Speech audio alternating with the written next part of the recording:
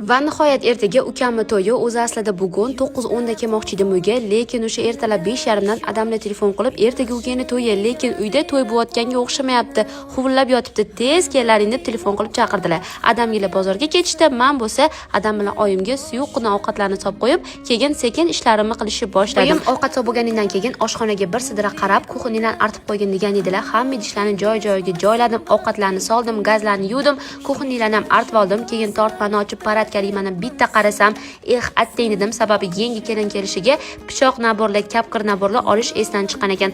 Hajaba to'ydan keyin olib berarman deb hozircha Bavi Super Очистительga ivitib, yengidek qilib tozalab yuvib qo'ydim. Bemalol Bavi Super Очистительni chirk idishlarga, kir bo'lib ketgan yoki dog' bo'lib ketgan oq kiyimlarga, bolajonlarning dog' bo'lgan kiyimlariga ham foydalansanglar bo'ladi.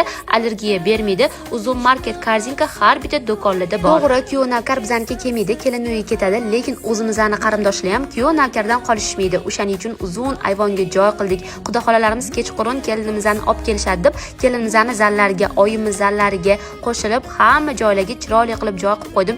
Eng yaxshi ko'rgan ishim bu dasturxon bezatish, lekin ko'rpacha yozish yomon ko'raman. Shunda ham chiroyli qilib amallab oldim. Nimaga unaqa bilmayman-ku, lekin oyim har doim shunaqa oldi berdi narsalarni men tayyorlab qo'yishimni xohlaydilar. Kechqurun hamma ishlarni tugatgandan keyin Xudo xolalarga yaqinlarga beriladigan tavanniga hamma sovg'a salomlarni ham joy-joyiga joylab